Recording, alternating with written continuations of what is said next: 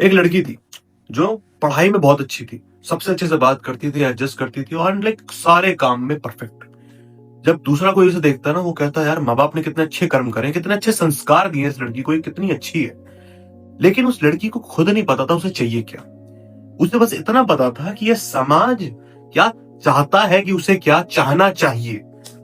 चाहना चाहिए। क्योंकि देखो, भारतीय फैमिली में जितने भी अच्छे बच्चे होते हैं उनमें से कईयों के साथ ऐसा होता है कि वो बाहर से बहुत अच्छे होते हैं लेकिन अंदर से खुद बड़े कंफ्यूज होते हैं। वैसे परिवार जहाँ पे रूल्स रेगुलेशन बहुत ज्यादा माने जाते हैं या फिर इन जनरल बहुत ज्यादा स्ट्रिक्ट होते हैं, वहां पे ऐसे एक्सपेक्टेशन बच्चे के अंदर घर कर जाता है। उस कारण से उस बच्चे का जो सुपर ईगो होता है वो ओवर एक्टिव हो जाता है। ओवर एक्टिव होने के कारण वो बच्चा क्या करता है, परफेक्शनिज्म की तरफ जाने लग जाता है। वो ज्यादा सोचने लग जाता है चीजों को लेकर, कॉन्साइंस उसका बढ़ जाता है। इस कारण से बच्चा को गिल्ट भी ज्यादा होने लग जाता है, गुस्सा ज्यादा आने लग जाता है, शर्म ज्यादा आने लग जाती है। लेकिन वो ये सब कुछ दिखा नहीं सकता। बचपन में जब वो चीजों को सोचता था और उसे बताने दिया नहीं जाता था, क्यों नहीं दिया जाता था इसके ऊपर हम आगे बात करेंगे। तो जो बता नहीं पाता था तो वो इसको रिप्रेस करता था। वो बोलता था कि नहीं दिखाना चाहिए यार, सही नहीं है। तो जितना भी गुस्सा होगा, उसकी खुद की जितनी जरूरतें होगी, उसकी जितनी भी खुद की मर्जी होगी, वो सारी चीजों को वो रिप्रेस करने लग जाता था क्योंकि उसको लगता था ये सब सेफ नहीं है किसी को भी बता। और धीरे धीरे करके एक फॉल्स सेल्फ डेवलप कर लेता था। विनकॉट ने दिया था रियल सेल्फ और फॉल्स सेल्फ का एक कॉन्सेप्ट। तो वो एक फॉल्स सेल्फ डेवलप कर लेता है, वैसी सेल्फ जो खुद नहीं है, दूर दूर तक नहीं है। वैसी सेल्फ जो काफी ज्यादा पोलाइट है, आज्ञाकारी है, हमेशा एडजस्ट कर लेती है, लेकिन उसकी रियल सेल्फ छुप जाती है जिसके पीछे। इन सब के कारण होता क्या, उस बच्चे के अंदर परफेक्शनिज्म जाग जाता है। उसे चाहिए हर एक चीज परफेक्ट। वो 99 पे खुश नहीं होगा, उसे 100 मार्क्स चाहिए। क्यों? क्योंकि घर वालों ने बना दिया। उस बच्चे के अंदर गिल्ट आ जाएगा। गिल्ट किस बात का आएगा वो भी आपको बताऊंगा, लेकिन साथ ही साथ उसके अंदर आ जाएगा इमोशनल ब्लॉकेज। इमोशंस को ना खुद से समझ सकता है ना किसी को बता सकता है।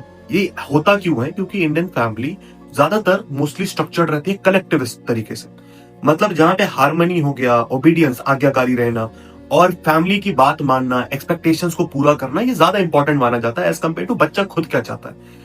पेरेंट्स ना चाहते हुए भी या फिर अनजाने में प्यार को, अप्रूवल को कंडीशनल बना देते हैं। मतलब जब तुम अच्छे नंबर लाओगे, परफॉर्म करोगे, कुछ अच्छा करोगे, उनका नाम करोगे, तब तुम्हें वो प्यार, वो रिस्पेक्ट, वो अप्रूवल, वो अफेक्शन, वो केयर नजर आएगी। और जब बच्चे को ये दिखता है ना कि उसको परफॉर्म करना पड़ रहा है तब जाके उसे चीजें मिल रही है, तो सोचता है कि मैं अपना एंगर, अपना गिल्ट, अपना गुस्सा, अपनी खुशी क्यों दिखाऊं।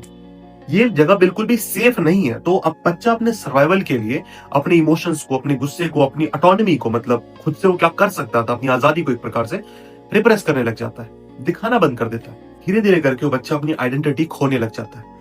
उसके लिए उसकी औकात नामात्र इतनी रह जाती है कि वो कितने लोगों को रुझा सकता है, कितने लोगों को मना सकता है। उसके लिए इमोशंस को दिखाना, बाउंड्रीज डालना, अपने आप को समझना, इंडिविजुअलिटी कह लो, इंडिविजुएशन की तरफ जाना, ये सब कुछ उसे फालतू लगता है, सेफ नहीं लगता है बिल्कुल भी।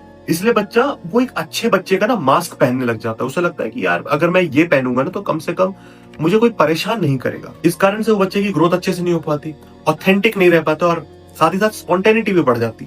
बार बार कंप्लायंस करने से या एडजस्ट करने से वो बच्चा एक इनऑथेंटिक लिविंग में चला जाता है। मतलब वो एक ऐसी जिंदगी जीने लग जाता है जो उसकी खुद की है भी नहीं, ना वो उसे खुद का मानता है। वो अपनी लाइफ को अपनी चॉइस से नहीं जी रहा होता। फैमिली ने, दोस्त ने, लोगों ने जो बताया वो उसके अनुसार चलेगा। फैमिली ने कहा ये चीज कर लो, तुम्हें ये चीज मिलेगी, वो वही करने लग जाएगा। खुद का वो सोचना बंद कर देगा क्योंकि फैमिली ने कभी सोचने दिया ही नहीं। इस कारण से उसे एग्जिस्टेंशियल गिल्ट होने लग जाता है कि कहीं वो खुद को धोखा ना दे दे, कहीं वो एक मीडियोकर इंसान बन के ना रह जाए, कहीं वो अपने पोटेंशियल को धोखा ना दे दे, कहीं वो जो चीज करना चाहता है, जो चीज कर सकता है, वो उसे छोड़ ना दे। आगे जाके उसे मिलता है खालीपन, अकेलापन, कंफ्यूजन।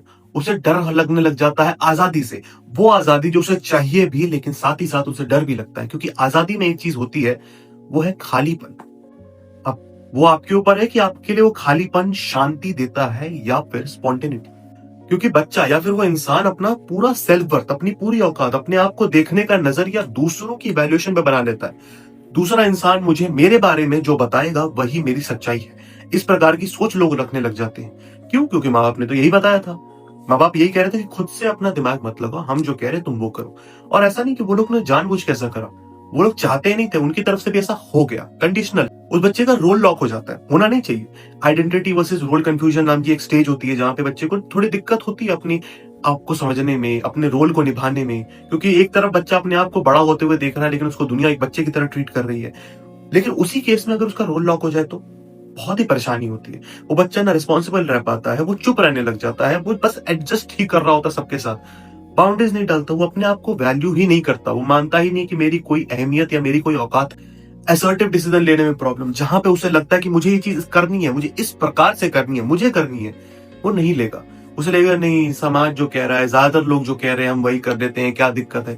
ऐसे बच्चे फिर भेड़ चाल में ज्यादा जाते हैं, खुद से कोई नया ना इनोवेशन करते अपने आप के लिए। मैं दूसरों की तो बात भी नहीं कर रहा, समाज की बात भी नहीं कर रहा, अपने आप के लिए कुछ नया इनोवेशन नहीं करते, अपने आप के लिए कुछ कर नहीं पाते। इनफैक्ट बाउंड्रीज से इन्हें डर लगने लग जाता है कि कहीं मैं किसी को अपसेट ना कर दूं। क्यों? क्योंकि यही लग रहा है मुझे कुछ ना कुछ तो परफॉर्म करना पड़ेगा, और अगर परफॉर्म करा और रिजल्ट नहीं मिला then it is very bad. इसी कारण से उनकी रियल सेल्फ अंडर डेवलप रह जाती है। वो ना अपने आप को समझ पाए, ना इस दुनिया को समझ पाए, वो किसी को ढंग से देख ही नहीं पाए। इसलिए आप देखो कि काफी सारे ऐसे टॉपर्स रहते हैं जो अपने क्लास में तो बहुत अच्छे टॉपर थे, बहुत अच्छे बच्चे थे, लेकिन आते आते समय के साथ वो उतने कुछ अच्छे रहे नहीं।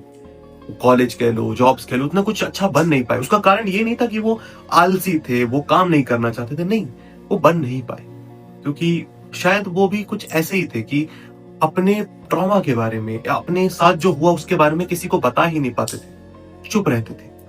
और ये जो दर्द है ना, ये इसके ऊपर कोई बात नहीं करता, बिकॉज ये हर एक इंसान अपनी आइडेंटिटी में ढूंढता है, क्योंकि ये आइडेंटिटी का ही तो कंफ्यूजन स्टार्ट हो जाता है। वो बच्चा सोचता है मैं अच्छा बच्चा हूँ या मैं बुरा बच्चा हूँ।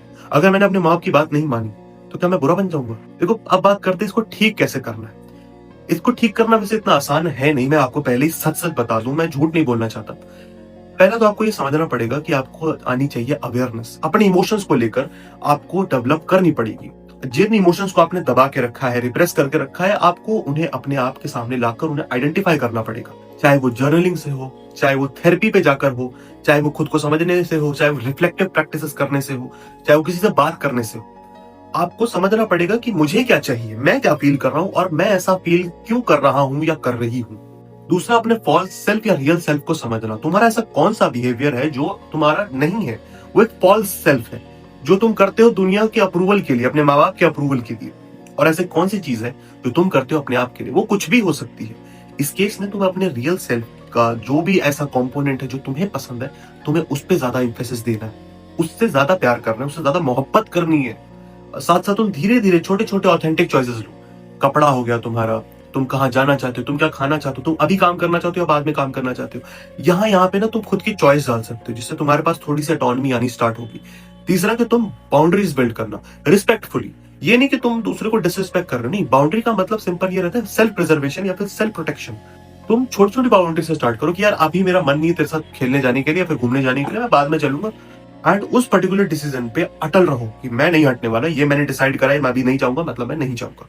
छोटे छोटे डिसीजन ऐसे लेना तुम स्टार्ट कर सकते हो। चौथा कि अपना सेल्फ कॉन्सेप्ट को रिबिल्ड करना। जिस तरीके से तुम अपने आप को देखते थे, तुम उसको थोड़ा सा चेंज करो। अपने आप को समझने की कोशिश करो दूसरों की आंखों से, साथ ही साथ अपनी आंखों से, कि तुम अपने आप को बचपन में कैसे देखते थे और आज कैसे देखते हो। क्या तुम्हारा खुद को देखने का नजरिया सच है या झूठ है, या कुछ ऐसा है जो होना नहीं चाहिए था। पांचवा की कंडीशनल बर्थ को चैलेंज करो। माँ बाप हो, तुम्हारे दोस्त यार हो, अगर तुम्हें इसीलिए प्यार करते हैं या वैल्यू करते हैं कि तुम उनके सामने कुछ करते हो, उन्हें कोई वैल्यू देते हो, तभी तुम्हें प्यार मिलता है, अप्रूवल मिलता है, देन तुम्हें भी पता है कि वो गलत है। मैं ये नहीं कह रहा हूं जाके उनसे लड़ाई करो, बट उनके सामने कहो, जाके कहो जरूर कि शायद ये सब कुछ कंडीशनल है, शायद आप लोग मुझे सिर्फ इस चीज के लिए ही चाहते हो और कोई कहानी नहीं है और कोई रीजन नहीं है। इनफैक्ट आपको अपने आप को भी ये कहना पड़ेगा, मेरे अंदर कुछ खामियां हैं, कमियां हैं, हाँ है, लेकिन मैं प्यार के काबिल हूं क्योंकि मैं भी एक इंसान हूं। चीज और बोलूंगा कि एग्जिस्टेंशियल फ्रीडम को एक्सेप्ट करो। तुम इस धरती पे आए हो, तुम अपने आप को समझो, इस धरती की आजादी को महसूस करो। मैं जानता हूं हमें बहुत सारी आजादी नहीं मिलती है, कुछ चीजें होती है जो हमें करनी ही करनी पड़ती है, लेकिन उसके अलावा जो तुम्हारे पास वक्त बचता है वो अपने आप को दो, अपने आप को समझने के लिए।